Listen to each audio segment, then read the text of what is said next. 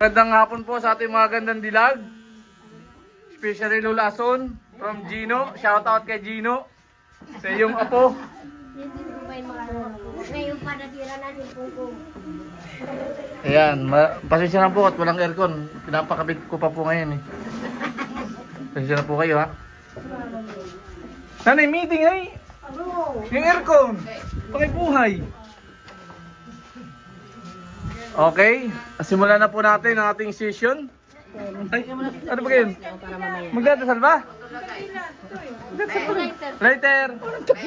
Where's the lighter? My goodness! Preparation by Ate Susan! Ito yung orange to orange. Where's the lighter? Nanay, hey! Nanay, meeting! Hey!